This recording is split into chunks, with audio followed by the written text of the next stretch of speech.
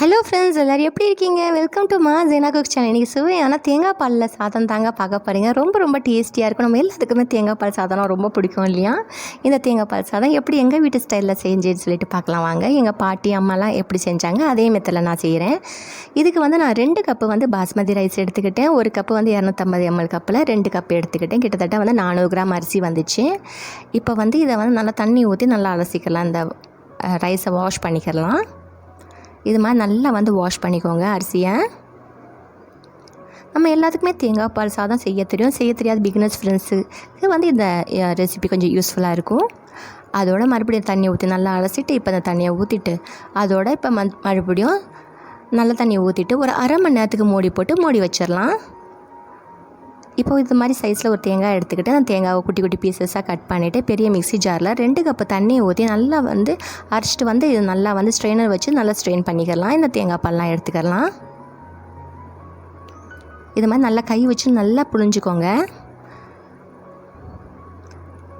இது மாதிரி நல்லா கை வச்சு நல்லா புழிஞ்சிட்டு இப்போ இந்த மறுபடியும் இந்த சக்கெல்லாம் இருந்துச்சு இல்லையா, அந்த தேங்காயோட அதே மறுபடியும் மிக்ஸி ஜாரில் போட்டு ஒரு 1.25 கப்பு தண்ணி ஊற்றிட்டு மறுபடியும் ஒரு சுற்றிட்டு இந்த பால் 2வது பாலையும் இதோட சேர்த்துக்கிட்டேன். இது மாதிரி 2வது பாலையும் நல்லா சேர்த்துக்கலாம். இப்போ நான் பாஸ்மதி ரைஸில் செஞ்சுக்க நார்மல் ரைஸில் கூட செய்யலாங்க. அந்த நார்மல் ரைஸுக்கு 1 கப்புக்கு நீங்கள் வீட்டில் எப்படி தண்ணி வைப்பீங்களோ அதுக்கு ஏற்றாப்புல அளந்து வச்சுக்கோங்க. இப்போ இதெல்லாத்தையும் நல்லா ஃபில்டர் பண்ணிக்கலாம். இப்போ ஒரு பெரிய குக்கர் எடுத்துக்கிட்டு அதில் 2 ஸ்பூன் எண்ணெய் ஊற்றிட்டேன். கிளிப்பிங் மிஸ் ஆகிடுச்சு. அதோட 1 ஸ்பூன் நெய் ஊற்றிட்டு பட்டை 3 சின்ன சைஸு, ஒரு பிரிஞ்சி இலை, 1/4 ஸ்பூன் மிளகு, 1/4 ஸ்பூன் சோம்பு, 1/4 ஸ்பூன் சீரகம், அதோட 3 லவங்கம், ஒரு ஏலக்காய், அதோட இதெல்லாத்தையும் போட்டுட்டு நல்லா வதக்கி விட்டுக்கலாம். இதெல்லாத்தையும் நல்லா வதக்கிட்ட பின்னாடி 1 கப்பு வெங்காயத்தை நீட்ட வாக்கில் சன்னமாக நறுக்கி சேர்த்துக்கிட்டேன்.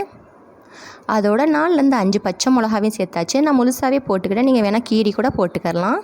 இப்போ இதெல்லாத்தையும் நல்லா மிக்ஸ் பண்ணிவிட்டு நல்லா லைட்டாக வெங்காயத்தோட கலர் சேஞ்ச் ஆகிற வரைக்கும், டிரான்ஸ்பரண்ட் கலர் ஆகிற வரைக்கும் நல்லா வதக்கி விட்டுக்கலாம். இப்போ இதெல்லாத்தையும் நல்லா வதக்கிட்ட பின்னாடி என்னென்ன சேர்க்கலாம்னு சொல்லிட்டு பார்க்கலாம். முடிஞ்ச அளவுக்கு வீட்டிலையே இஞ்சி பூண்டு பேஸ்ட்டு அரைச்சிக்கோங்க. அப்போ தான் அந்த ஃப்ளேவரும் டேஸ்ட்டும் செம்மையாக இருக்கும். அதோட இஞ்சி பூண்டு பேஸ்ட்டு ஒரு 1.5 ஸ்பூன் இஞ்சி பூண்டு பேஸ்ட்டும் இதோட சேர்த்துக்கிட்டேன். இது சேர்த்துக்கிட்டு இதெல்லாத்தையும் நல்லா கலந்து விட்டுக்கலாம். இப்போ இதெல்லாம் நல்லா கலந்துட்ட பின்னாடி இது மாதிரி ஒரு மீடியம் சைஸ் தக்காளியும் இதோட சேர்த்துக்கலாம். தக்காளியோட விலை அதிகமாக இருக்கிறதுனால நான் 1 தாங்க சேர்த்துக்கிட்டேன். இல்லாட்டி இந்த ரெசிபிக்கு 2 அட்லீஸ்ட் போடட்டும், அப்போ தான் நல்லாயிருக்கும். பரவாயில்ல, 1 அதிகம் தான். அதோட இதையும் சேர்த்துட்டு இது நல்லா கலந்து விட்டுக்கலாம். இந்த வெங்காயம் தக்காளி எல்லாம் நல்லா சேர்ந்து ஒன்றா குக் ஆகட்டும்.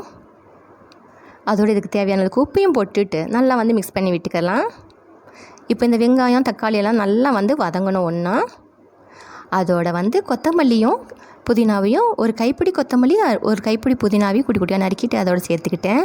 இந்த கொத்தமல்லி புதினா தாங்க இந்த ரைஸுக்கு செம்ம ஃப்ளேவர் கொடுக்கும். கண்டிப்பாக இது ஸ்கிப் பண்ணாமல் சேர்த்துக்கோங்க. இதெல்லாத்தையும் நல்லா கலந்து விட்டுக்கலாம். இப்போ இதெல்லாத்தையும் நல்லா கலந்து விட்டுட்டு இப்போ என்ன செய்யலான்னு பார்க்கலாம். இப்போ அந்த மூடியை லைட்டாக இப்படி திருப்பி போட்டுட்டு கொஞ்சம் நேரம் நல்லா வேகட்டும். வெந்துட்ட பின்னாடி இப்போ நம்ம ரைஸ் தண்ணியில் ஊற வச்சுருந்தோம் இல்லையா, அது நல்லா ஃபில்டர் ஆகிட்டு அந்த அரிசியை மட்டும் சேர்த்துக்கலாம். ஒரு சொட்டு தண்ணி கூட இல்லாமல் அரிசியை மட்டும் சேர்த்துக்கோங்க. அரை மணி நேரத்துக்கு மேலே வைக்க வேணாம், அரை மணி நேரம் வச்சாவே போதும். அதோட 1 நிமிஷத்துக்கு மட்டும் நல்லா அந்த அரிசியும் மசாலா எல்லாம் சேர்ந்து ஒன்றா நல்லா கிளறி விட்டுக்கோங்க. லைட்டாக கிளறுங்க, ரொம்ப போட்டு நல்லா அப்படி கிண்ட வேண்டாம். ஏன்னா அரிசி உடஞ்சிரும். அதனால தான் கொஞ்சம் பார்த்து லைட்டாக ஜென்டலாக மிக்ஸ் பண்ணி விட்டுக்கலாம். இது நல்லா மிக்ஸ் பண்ணி விட்டுட்ட பின்னாடி இப்போ என்ன பண்ணலாம் பார்க்கலாம்.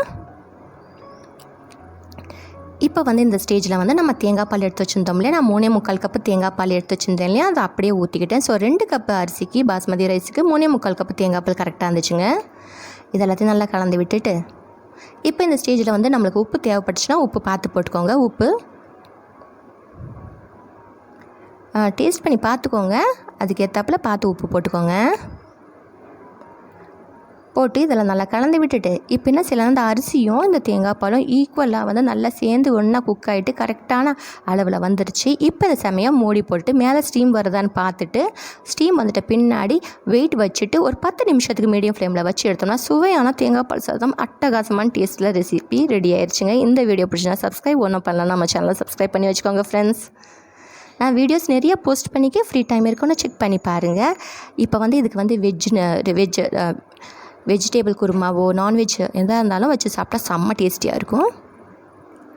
தேங்க்ஸ் ஃபார் வாட்சிங் and take care. Tata, bye bye.